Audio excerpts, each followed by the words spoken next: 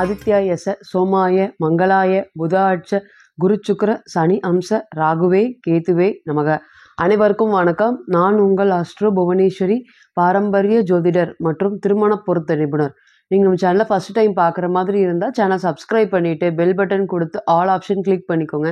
அப்போ தான் நம்ம சேனலில் போடக்கூடிய ரெகுலர் பதிவுகள் உடனடியாக உங்கள் கவனத்திற்கு வரும். நம்ம சேனலை தொடர்ந்து நிறைய கோச்சார பதிவுகள் பார்த்துட்டு வந்துட்டுருக்கோம். அதன் வரிசையில் நம்ம இன்றைக்கி பார்க்க போகிறது மிதுன ராசி மற்றும் மிதுன லக்னத்திற்கு கோச்சார சூரிய பகவான் மற்றும் கோச்சார சனி பகவானுடைய பார்வையில் பயணிக்கக்கூடிய இந்த ஒரு மாத நாட்கள் உங்களுடைய முயற்சி ஸ்தானாதிபதினு சொல்லக்கூடிய சூரிய பகவான் மற்றும் பாக்கியாதிபதினு சொல்லக்கூடிய சனீஸ்வர பகவானுடைய பார்வை என்ன மாதிரியான பலன்களை கொடுக்க போகுது, எதிர்வரக்கூடிய இந்த நாட்கள் எப்படி இருக்க போகுது அப்படிங்கிறத வாங்க பார்க்கலாம். இது எப்பொழுது ஏற்பட போகுது, சூரிய பகவான் எப்பொழுது பார்த்திங்கன்னா சிம்மத்துக்கு வர போகிறாரு அப்படின்னா 18/8/2024 மேலே சூரிய பகவான் முயற்சி ஸ்தானாதிபதி முயற்சி ஸ்தானத்துக்கே வரப்போகிறார்.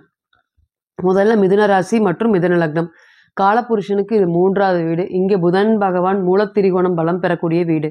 மிதுனத்தை பொறுத்தவரை எப்பொழுதுமே கலை, இலக்கியம், நடிப்பு, நாட்டியம் இது எல்லாத்துலேயுமே பெயர் பெற்று சிறந்து விளங்குவாங்க. அங்கேயும் சுக்கிரன் இருக்கும் பட்சத்தில் நிச்சயமாக சொல்லவே வேண்டியதில்லை.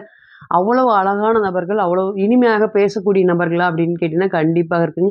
எப்பொழுதுமே பார்த்திங்கன்னா குடும்பத்தில் ஒரு ஒற்றுமையோடு இருப்பேன். ஏன்னா இந்த ராசியாதிபதியே 4ஆம் அதிபதியாக வர்றதுனால குடும்பத்தில் பேணி காக்கணும், குடும்பத்தை அம்மா எப்படி பார்த்துக்கிட்டாங்களோ அதே மாதிரி நம்மளும் பார்த்துக்கணும் அப்படிங்கிற எண்ணங்கள் இந்த ராசிக்கு ரொம்பவே அதிகமாக இருக்குமா அப்படின்னு கேட்டிங்கன்னா இருக்கும். எந்த ஒரு சின்ன விஷயத்தையுமே கடுமையாக போராடி ஜெயிக்கக்கூடிய நபர்கள். இந்த புதன் சொல்கிற மாதிரி எல்லாமே சொல்கிற மாதிரி கழுவற மீன் நழுவற மீன் சொல்ப்போம். எந்த ஒரு பெரிய பிரச்சனையாக இருந்தாலும் சாதிக்கக்கூடிய வல்லமை, சமாளிக்கக்கூடிய வல்லமையை நிச்சயமாக புதன் பகவான் தருவாரா அப்படின்னு கேட்டிங்கன்னா கண்டிப்பாக தருவார். நிறையா இடத்துல பார்த்திங்கன்னா பெரியவங்க எடுக்காத முடிவு எல்லாமே சின்னவங்க சீக்கிரம் அசால்ட்டாக ஒரு முடிவு எடுத்துகிட்டு போயிடுவாங்க. அதனால் பேரும் புகழும் சம்பாதிக்கக்கூடிய யோகம் சின்ன வயதிலே பார்த்திங்கன்னா கடுமையான உழைப்பாளி. அங்கேயும் சனி இருக்கக்கூடிய நபர்கள்லாம் சொல்லவே தேவையில்லை.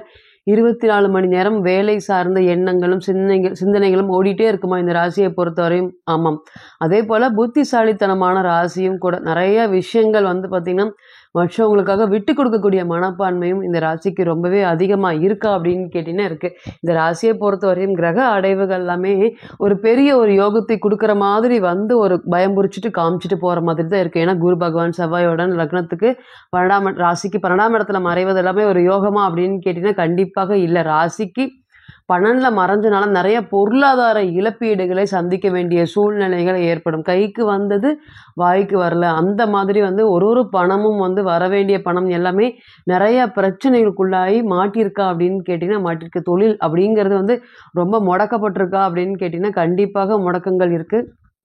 அந்த தொழிலில் என்ன பண்ணினாலும் இது திருப்பி சரியாகுமா ஆகாதா அப்படிங்கிற அளவுக்கு ஒரு கேள்விக்குறியை கொண்டு கொடுத்துருக்குமா அப்படின்னு கேட்டிங்கன்னா கண்டிப்பாக கொடுக்கும். இன்றைக்கி பாருங்கள், உங்களுக்கு காக்க வேண்டிய தொழில் ஸ்தானாதிபதி ராசிக்கு 12ஆம் பாவத்தில் செவ்வாயுடன் மறைஞ்சிருக்காரு. அதே போல் சனீஸ்வர பகவான் 9ஆம் இடத்துல பாக்கிய ஸ்தானத்தில் தான் இருக்கார். பாக்கியஸ்தானத்துல இருந்து தன்னுடைய 3ஆம் பார்வையாக ராசிக்கு 11ஆம் இடத்தை பார்க்குறாரு. அப்போ இளைய சகோதரன்னா அல்லது மூத்த சகோதரன் சம்மந்தப்பட்ட விஷயங்கள் தான் நல்லா வந்துட்டு இருக்கும். ஏன்னா இன்னைக்கு அவங்க உங்களை விட பொருளாதாரத்தில் ஒரு ஏற்றத்தை சந்திக்கக்கூடிய ஒரு சூழ்நிலை, அல்லது அப்படியே வளர்ந்துட்டே இருப்பாங்க. நீங்கள் இருக்கிற இடத்துல இருந்து அப்படியே இருந்து அவங்கள வேடிக்கை பார்க்கக்கூடிய ஒரு காலமாக இருக்குதா அப்படின்னு கேட்டிங்கன்னா கண்டிப்பாக இருக்குது. என்ன முயற்சி பண்ணினாலும் முயற்சி ஸ்தானாதிபதி இத்தனை நாளாக வீக்காக இருக்கிறதுனால வீட்டில் நீங்கள் சொல்கிறது எடுபடுமா பேச்சு அப்படின்னா துளியுமே எடுபடாமல் நிறையா பிரச்சனைகளை மாட்டியிருப்பீங்களா அப்படின்னு கேட்டிங்கன்னா மாட்டியிருப்பீங்க. யார் யார் நம்மளை காப்பாற்றுவாங்க அப்படின்னு நினைக்கிறவங்க எல்லாருமே ஏதாவது ஒரு பிரச்சனைக்குள்ளே மாட்டி நம்மளை பார்த்திங்கன்னா நம்மளை காக்கக்கூடிய நபர்கள் அனைவருமே நம்மளை விட்டு விலகி போகக்கூடிய ஒரு சுச்சுவேஷனை கொடுத்துருக்கும். இன்றைக்கி பணம் கொடுக்குறேன், இன்றைக்கி வாங்கிக்கோங்க, நம்மளுடைய பிரச்சனையெல்லாம் தீர்ந்துச்சு அப்படின்னு நினைக்கும் போது நாளைக்கு அங்கே போனால் அவங்க இருக்க மாட்டாங்க, அல்லது அவங்களுக்கு ஏதாவது ஒரு பொருளாதார சூழ்நிலை காரணமாக நமக்கு கொடுக்க முடியாத ஒரு சூழ்நிலைக்கு இருக்கும். அது மாதிரி என்ன வந்தாலுமே அதற்கு ஒரு நெகட்டிவாக வரக்கூடிய ஒரு சுச்சுவேஷன்லாம் இருந்ததா அப்படின்னு கேட்டிங்கன்னா கண்டிப்பாக இருந்திருக்கு. என்ன பேசினாலுமே சண்டை சச்சரவுகள் இருக்கும். ஏன்னா சூரிய பகவான் 2ஆம் இடத்தோடு சம்மந்தப்பட்டிருந்தார். என்ன பேசினாலும் அதிகாரத்தில் பேசுகிறியா, ஆணவத்தில் பேசுகிறியா அப்படிங்கிற மாதிரி நிறையா பிரச்சனைகள் போயிட்டுருக்கா அப்படின்னு கேட்டிங்கன்னா கண்டிப்பாக போயிட்டுருக்கு. மிதுனத்தை பொறுத்தவரையும் எப்படி 7.5 சனி இருந்தோ அதே அளவுக்கு ஒரு தாக்கம் தான் இப்போ இருந்திருக்கு. இன்றைக்கும் பாருங்கள், சனீஸ்வர பகவான் 9ஆம் இடத்துல வக்ரமாக இருக்கார். அப்போ அப்பா கொடுக்க வேண்டியது, அப்பா சார்ந்த ஆதரவுகள் எல்லாமே விலகி நிற்கிதா அப்படின்னு கேட்டிங்கன்னா கண்டிப்பாக இருக்குது.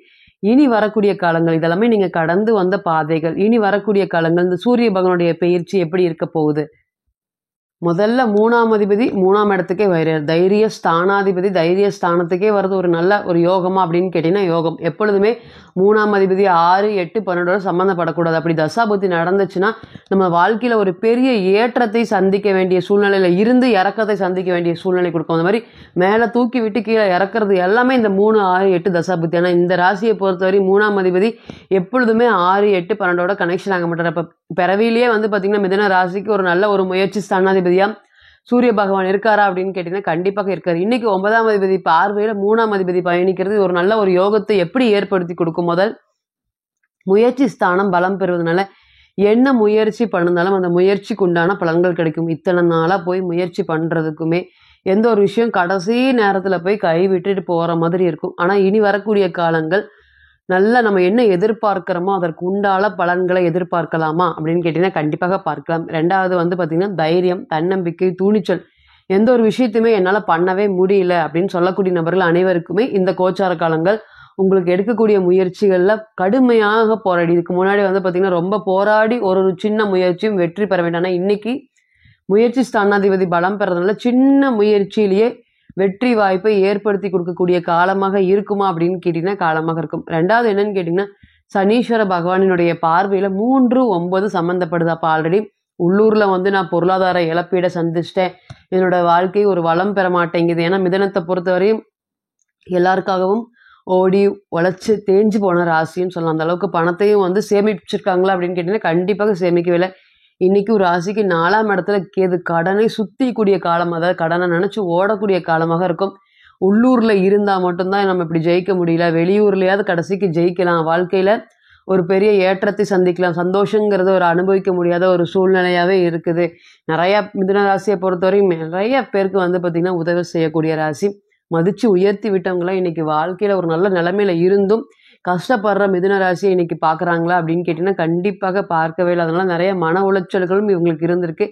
இன்றைக்கி வெளியே போய் வேலைக்கு போய் சம்பாதிக்கலாம், வெளியூர் போகலாம், அங்கே போனோம்னா நல்லா செட்டில் ஆயிடுவேனா, நல்லா இருக்கக்கூடிய யோகம், லாங் டைம் இருக்கக்கூடிய யோகம் இருக்குவா அப்படின்னு கேட்கக்கூடிய நபர்கள் அனைவருக்குமே இந்த கோச்சார காலங்கள் 9ஆம் அதிபதி பார்வையில் 3ஆம் அதிபதி பயணிக்கிறதுனால நிச்சயமாக வெளியூரில் போய் வேலை செய்யக்கூடிய அனைவருக்குமே, காசு தங்காமல் கஷ்டப்பட்ட அனைவருக்குமே பொருளாதாரத்தில் ஒரு ஏற்றத்தை சந்திக்கக்கூடிய காலமாக இது இருக்குமா அப்படின்னு கேட்டிங்கன்னா கண்டிப்பாக இருக்கும். அதே போல் 7ஆம் அதிபதி பாதிப்படைஞ்சிருக்காரு. இப்போ இத்தனை நாளாக வந்து பார்த்திங்கன்னா அப்பா வழி சொந்தத்து கூட சண்டை, அம்மா வழி சொந்தத்து கூட சண்டை, இல்லை கணவன் மனைவிக்குள்ள பிரச்சனை, எங்களுக்குள்ள எந்த பிரச்சனையும் இல்லை, 3வது நபர்களால் எங்களுடைய திருமண வாழ்க்கையில் ப்ராப்ளம் ஆகிட்டே இருக்குது அப்படின்னு சொல்லக்கூடிய நபர்கள் அனைவருக்குமே இந்த நேரம் 9ஆம் அதிபதி பார்வையில் நிறைய கிரகங்கள் சம்மந்தப்படுறதுனால எப்பொழுதுமே 9ஆம் அதிபதி ராசியை பார்த்தாலும் சரி, 7ஆம் இடத்தை பார்த்தாலும் சரி, 7ஆம் அதிபதி 9 சம்மந்தப்பட்டாலும் எந்த இடத்துல 9, அது சனி பகவானாக இருக்கட்டும், யார் வேணாலும் இருந்தாலும் 9ஆம் அதிபதி சம்மந்தப்பட்டால் நிச்சயமாக அது பிரிவினை அப்படிங்கிறது கொண்டு போகுமா அப்படின்னு கேட்டிங்கன்னா கொண்டு போகாது. கசப்பை இருக்கும்,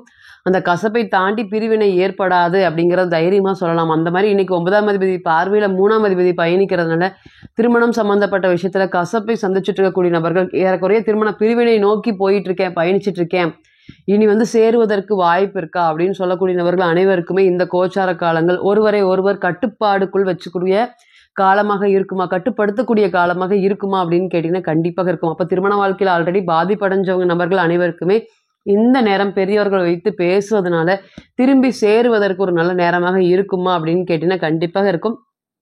தான் பட்ட கஷ்டத்தை மற்றவங்களுக்கு புரிய வைக்காம எல்லா சுகங்களையும் துக்கங்களையும் தனக்குள்ளேயே அடக்கி வச்சிருந்த மிதுன ராசிக்கு இனி வரக்கூடிய பயிற்சிகள் அனைத்துமே 4ஆம் அதிபதி 4ஆம் இடத்துக்கு வரப்போகிறார், ராசி அதிபதி பலமாக இருக்கிறார். அதனால் இனி வரக்கூடிய காலங்கள் ஓரளவுக்கு சமாளித்து வாழ்க்கையில் அடுத்த கட்ட நிலையை கொண்டு போகக்கூடிய ஒரு நல்ல கோச்சார காலமாக இருக்குமான்னு கேட்டிங்கன்னா கண்டிப்பாக இருக்கும். மிதுனத்தை பொறுத்தவரை மருத்துவ செலவு சொல்லவே தேவையில்லை.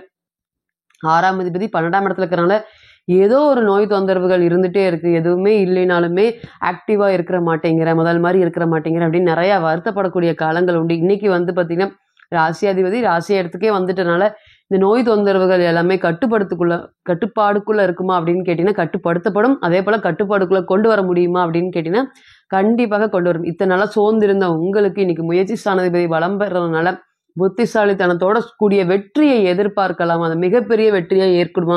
9ஆம் அதிபதி எந்த இடத்துல பார்த்தாலும் அது பெரிய வெற்றி, சின்ன வெற்றினா 5ஆம் அதிபதி, பெரிய வெற்றி, மகிழ்ச்சிக்கு உண்டான வெற்றிகள் அனைத்துமே வந்து பார்த்திங்கன்னா 9ஆம் இடம். அப்போ 9ஆம் அதிபதி 3ஆம் அதிபதியை பார்க்கறதுனால இந்த நேரம் உங்களுடைய வாழ்க்கையில் அடுத்த கட்ட வளர்ச்சியை நோக்கி கொண்டு போகுமே தவிர ஒருபோதும் வீழ்ச்சியை நோக்கி கொண்டு போகாது. இப்போ நீங்கள் கேட்டு செஞ்சுட்டு இருந்த அனைத்துமே கோச்சார பலன்கள் தான். 40லிருந்து 60% மட்டுமே பொருந்தும். தனிப்பட்ட ஜாதகத்தை நம்ம எடுத்து தசாபுக்தி நடப்பு அந்தரம் கணிக்கும் போது கிரகம் பெற்ற பலம் பலவீனம் அடிப்படையில் பலன்கள் கூடவோ குறையவோ செய்யும் அப்படிங்கிறதுல ஒருபோதும் மாற்றம் இல்லைங்க. தனிப்பட்ட ஜாதகத்தை நீங்கள் ஆலோசனை பண்ண விருப்பப்பட்டால் கீழே இருக்கக்கூடிய நம்பருக்கு காண்டாக்ட் பண்ணுங்கள். நான் வணங்கக்கூடிய நரசிம்மர் உங்கள் எல்லோருக்குமே நல்ல வளமான வாழ்க்கையை ஏற்படுத்தி தர நான் நிச்சயமாக பிரார்த்தனை பண்ணிக்கிறேன். மீண்டும் ஒரு பதிவில் உங்களெல்லாம் சந்திக்கும் வரை உங்களிடமிருந்து விடைபெறுவது உங்கள் அஸ்ட்ரோ புவனேஸ்வரி. நன்றி, வணக்கம்.